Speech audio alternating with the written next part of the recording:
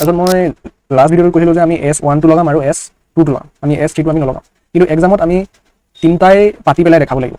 ইয়াত যোনটো আলফা আছে তেতিয়া কি হৈ যাব, 2b কেইটা ইফালে আছে, চ' কি কৰিম আমি আলফালৈ এইটো পাৰিম 11/3 minus 2 beta plus b square equal to 8/3. Okay, so আমাৰ এইটো ফাৰ্ষ্ট প্ৰব্লেম হ'ব। কি দিছে ইয়াত? তো ইয়াত কৈছে যে solve the equation, এইটো দি থৈছে, এইটো এটা কিউবিক ইকুৱেশ্যন আছে, আৰু কৈছে যে given that there are two equal roots. So cubic ইকুৱেশ্যনৰ কেইটা ৰুট থাকে? তিনিটা থাকে, আলফা বিটা গামা, কিন্তু কৈছে যে দুটা ইকুৱেল, যিকোনো দুটা ইকুৱেল। তুমি ধৰি ল'ব পাৰা আলফা বিটা ইকুৱেল, বা ক'ব পাৰা বিটা গামা ইকুৱেল, ধৰিলেই হ'ল এটা। মই এইটো ধৰিছোঁ বিটা আৰু গামা ইকুৱেল। চ' এতিয়া কি হ'ল, মই যেতিয়া ইহঁত দুটা ইকুৱেল কৰি দিলোঁ, তেতিয়া আমাৰ এটা নতুন ৰুটছ বনি যাব। আলফা বিটা আৰু গামাৰ জেগাত মই কি লিখিব পাৰোঁ, বিটাই লিখিব পাৰোঁ, কাৰণ বিটা আৰু গামা ইকুৱেল। আৰু এইটো আমাক কুৱেশ্যনত কৈছিলে যে এটা বেলেগ আৰু বাকী দুটা একে। তাৰপিছত মই কি কৰিম, এতিয়া ষ্টেণ্ডাৰ্ড ফৰ্মটো লিখি ল'ম। চ' মেথছটো এনেকৈ কৰে, এতিয়া ষ্টেণ্ডাৰ্ড ফৰ্মটো মই লিখি ল'ম ax³ + bx। এইটো মই কিয় লিখি আছোঁ ষ্টেণ্ডাৰ্ড ফৰ্মটো, যাতে মই তোমাৰ এ বি চি ডিৰ যোনকেইটা ভেলু আছে এইকেইটা মই এবাৰতে উলিয়াই ল'ব পাৰোঁ, মই আৰু বিচাৰি নাথাকোঁ আৰু। চ' এৰ জেগাত কি আছে, এৰ জেগাত 3 আছে, বিৰ জেগাত -11 আছে, আৰু চিৰ জেগাত আছে 8, আৰু ডিৰ জেগাত আছে 4। তাৰপিছত মই লাষ্ট ভিডিঅ'টোত কৈছিলোঁ যে আমি S1 লগাম আৰু S2 লগাম, আমি S3 আমি নলগাওঁ। কিন্তু এক্সামত আমি তিনিটাই পাতি পেলাই দেখাব লাগিব। চ' তাৰ মানে মই কি ক'লোঁ এইটো বস্তু। চ' মই যদি কওঁ S1 মানে হ'ল alpha plus beta plus gamma, আৰু ইকুৱেল টু কি হয় -b/a। চ' এতিয়া মই কওঁ আলফা প্লাছ বিটা, এতিয়া গামাকটো মই বিটা বুলিয়ে ধৰিছোঁ, চ' এইটোকো মই বিটা বুলিয়ে ক'ম। তাৰপিছত ইকুৱেল -b/a। চ' বিৰ জেগাত কি আছে, বিৰ জেগাত আছে -11, আৰু এৰ জেগাত কি আছে 3, চ' এনচাৰটো হৈ যাব 11/3। অ'কে, আৰু হৈ যাব alpha plus 2 beta equal to 11/3। So' S1 উলিয়াই ল'লোঁ, এতিয়া S2 উলিয়াওঁ। এতিয়া S2 কাৰণে কি হ'ব, আলফা ইনটু বিটা, আকৌ বিটা ইনটু গামা, অ'কে, আকৌ আলফা ইনটু গামা। চ' এই তিনিটা লিখিলোঁ, লিখি পেলাই ইকুৱেল টু কি হয় c/a আমি জানো। চ' এতিয়া এইটো লিখিলোঁ আমি আলফা বিটা, তাৰপিছত বিটা, তাৰপিছত গামাৰ জেগাত আমি কি লিখিলোঁ, বিটা লিখিলোঁ। চ' আমি য'ত য'ত গামা দেখিম তাত আমি কি কৰিছোঁ, বিটাৰে ৰিপ্লেচ কৰি গৈছোঁ, যেনেকৈ ইয়াত কৰিছোঁ। ইয়াত গামা দেখিছিলোঁ, ইয়াত বিটাৰে ৰিপ্লেচ কৰি গৈছোঁ। অ'কে, এতিয়া উল্টাটো কৰিলে নহ'ব, কিন্তু আমি বোলে ইয়াত বিটা দেখিছোঁ, এইটো গামাই ৰিপ্লেচ কৰিছোঁ, ইয়াত গামা ওলাইছে, অ'কে, এইখিনিত বিটা ওলাইছে, তেতিয়া নহ'ব। এবাৰ ৰিপ্লেচমেণ্টত যি লগাইছোঁ সেইটোৱে লগাব লাগিব। ইয়াত যদি ৰিপ্লেচ কৰিছোঁ বিটাৰে, এইকেইটাটো আমি বিটাই ৰিপ্লেচ কৰি দিম। চ' এতিয়া এইটো আলফা বিটা হ'ল, তাৰপিছত এইটো বিটা স্কুৱেৰ হ'ল, আৰু plus alpha beta equal to c/a। So' চিৰ জেগাত কি আছিলে, চিৰ জেগাত আছিল 8, এ জেগাত আছিল 3। চ' আল্টিমেটলি এইটো 2 আলফা বিটা হৈ যাব, ইয়াত দুটা আলফা বিটা আছে। চ' S2 ইকুৱেল টু কি হৈ যাব, 2 alpha beta plus beta square equal to 8/3। আকৌ তেনেকৈ S3 উলিয়াই লওঁ। S3 মানে এক্সামত উলিয়াই পাতি দেখাই থ'ব লাগে, যদিও ইউজ নহয় এইটো, সেইটোৱে কৰিব লাগিব। ফৰ্মেলিটি হয় ভাই, আলফা বিটা গামা, আৰু এইটোৱে হৈ গ'ল -d/a। এতিয়া কথাটো হ'ল আলফা বিটা লিখিলোঁ, এতিয়া গামা কি ৰিপ্লেচ কৰিম, বিটাই ৰিপ্লেচ কৰিম, আৰু ডিৰ ভেলুটো কি আছিলে 4।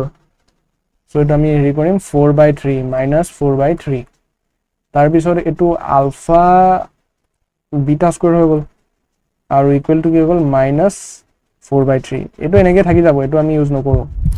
গতিকে চ' আমি কি ইউজ কৰিম, S equal to 2 beta plus alpha equal to 11/3, আৰু S2 equal to 2 alpha beta plus beta square equal to 8/3। Okay, so' এতিয়া আমি কি কৰিব পাৰোঁ, দেখিছোঁ যে আলফাটো অকলে আছে। চ' আমি এনেকৈ লিখিব পাৰোঁ নে, আলফা ইকুৱেল টু 11/3 - 2 বিটা, এনেকৈ লিখিব পাৰোঁ। চ' তেনেকৈ এতিয়া আমি কি কৰিব পাৰোঁ, যোনটো আলফা আছিল এই আলফাটো আমি ইয়াত ভৰাই দিব পাৰোঁ, ইয়াত যোনটো আলফা আছে, তেতিয়া কি হৈ যাব, 2b কিটা এফালে আছে সব কি কৰিম আমি আলফা লৈ এটো পাই দিম 11/3 minus 2 beta plus b square equal to 8/3 এতিয়া এখিনি আমি অকল সলভ কৰোঁ এখিনি যেতিয়া সলভ কৰিম ন এটো এটা কোৱাড্ৰেটিক ইকুৱেচন বনি যাব কিয় কৈছো কোৱাড্ৰেটিক ইকুৱেচন বনিব বুলি কাৰণ ইয়াত হাইয়েস্ট পাৱাৰ 2 আছে ওকে একিটাও যদি ইনটু হয় হাইয়েস্ট পাৱাৰ 2 এ থাকিব সো এটো এটা কোৱাড্ৰেটিক ইকুৱেচন বনি যাব আৰু এটো কিহৰ কোৱাড্ৰেটিক ইকুৱেচন বনিব বিটাৰ তেতিয়া আমি কোৱাড্ৰেটিক ইকুৱেচনটো সলভ কৰি দিম আমি বিটাৰ ভ্যালু পাই যাম ওকে তেতিয়া বিটা ভ্যালু যেতিয়া পাই যাম ইয়াত বহাই দিম আলফা ওলাই যাব সো এতিয়া এখিনি যদি সলভ কৰো কি হ'ব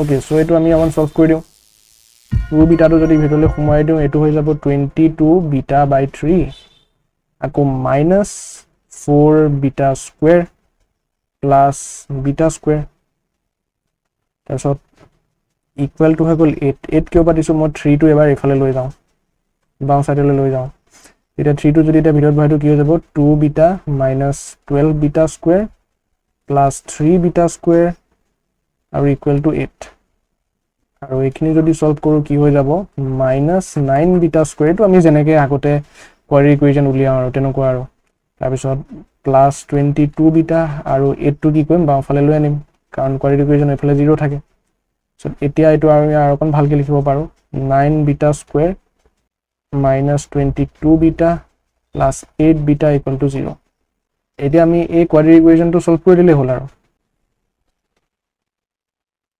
তো এটি যদি আমি এটো সলভ কৰিম সলভ কৰা দুটা টেকনিক আছে এটা এটো লগাব পাৰো beta equal to -b plus minus যোনটো ফৰ্মুলাটো আছিল b square minus 4ac/2 এটো লগাব পাৰো মই এটো নলগাও মই ফেক্টৰাইজ কৰি দিম মই যদি এটো ফেক্টৰাইজ কৰিম মই মাজৰটো ভাঙি দিম বিটা স্কয়াৰ -18 বিটা -4 বিটা আৰু +8 equal to 0 আৰু এটো কমন লৈ লোৱাৰ পিছত যেতিয়া হ'ব এটো হৈ যাব এটো আৰু তাৰ পিছত কথাটো হল কি ইয়াত তুমি এটা কেস দেখিবা কি বিটা equal to আমি 4/9 কৰিলো আৰু এটা বিটা equal to আমি কি পালো 2 পালো এতিয়া তুমি যদি দেখা ইয়াত বেলেগ বেলেগ দুটা আনসাৰ ওলাইছে যদি এনেকা ওলালে হয় বিটা equal to +-4/9 এটা +44/9 আৰু এটা -4/9 এটা যিকোনো এটা ললেই হয় ওকে কিন্তু ইয়াত আমি তেনেকৈ যিকোনো এটা লৈ ললে নহব আমি প্ৰথম চেক কৰি চাব লাগিব মই কি ক'ব গৈছো মানে আমিটো বিটা উলিয়াই আছো ন আমি কাৰ বিটা উলিয়াই আছো বাৰু আমি আমাৰ এই অৰিজিনাল ইকুৱেচনটোৰ বিটা উলিয়াই আছো আমাৰ অৰিজিনাল ইকুৱেচনটোৰ ৰুট কোনটো আলফা বিটা আৰু বিটা সো আমি বিটা উলিয়াই আছো ইয়াৰ কাৰণে সো যদি বিটা এই ইকুৱেচনটোৰ ৰুট হয় সো মই যদি x ৰ জাগাত বিটা ভৰাও তেতিয়া এনসাৰটো 0 ওলাব লাগিব সো তেতিয়াহে বিটাটো তাৰ ৰুট হ'ব সো সেই কাৰণে মই কি কৰিম চেক কৰি চাম মই এজিউম কৰিম যে f of x equal to 3x square minus 11 square plus 8x plus 4 এতিয়া মই f ৰ জাগাত কি ভৰাই চাম 2 ভৰাই চাম তুমি যদি ভৰাইছো এটো এনসাৰটো 0 ওলাই আৰু তেনেকৈ যদি মই x ৰ জাগাত 49 ভৰাও 4/9 তেতিয়া কিন্তু এনসাৰটো not equal to 0 সেই কাৰণে 4/9 টো ইয়াৰ ৰুট নহয় বিটা হ'ব নোৱাৰে কিন্তু 2 টো ইয়াৰ বিটা হ'ব পাৰে মই যদি এটা কৰি দেখাও এনেকা আৰু এটো এক্সামত চেক কৰি চাব লাগিব আৰু ওকে সো এনেকা যদি মই কৰো তেতিয়া এটো হৈ যাব 3 2 কিউব -11 টো মানে x ৰ জাগাত মই খালি 2 বহাই গৈছো 8 2 আৰু +4 এখিনি যদি মই সলভ কৰো এখিনি হৈ যাব তোমাৰ 24 তাৰপিছত এখিনি হৈ যাব 44 আৰু এখিনি হৈ যাব 20 এখিনি কৰিলে তেতিয়া এটো 44 - 44 এনসাৰটো 0 হৈ গল আৰু তেনেকৈ তুমি 49 টো কৰি চাব পাৰা 4/9 টো এটো কিন্তু not equal to 0 সো এতিয়া আমি গম পালো যে beta is nothing but 2 so আমি কি এজিউম কৰিছিলো আলফা বিটা আৰু বিটা এই তিনটা ৰুট এজিউম কৰিছিলো আমি এই দুটা পালোই 2 আৰু 2 আমাক কি লাগে খালি আলফা লাগে এতিয়া আলফাটো কি হয় আমি গম পোৱা নাই এটো কাৰণে সিম্পলি কি কৰিবা আৰু ইয়ালে গুছি আহিবা এটো ইকুৱেচনলে আলফা equal to 11/3 দিয়া আছে so alpha equal to 11/3 minus কি বিটা ভ্যালুটো আমি জানোই 2 হয় সো কি হৈ যাব ULFA equal to 11/3 minus 4 so alpha equal to -1/3 so কেটুৱে আমাৰ আমি ৰুটস পাই গলো ৰুটস কিটা কি আলফা বিটা আৰু বিটা আৰু যোনকেইটাৰ ভ্যালু পাই গলো কি -1/3 2 আৰু 2 এইকেইটাই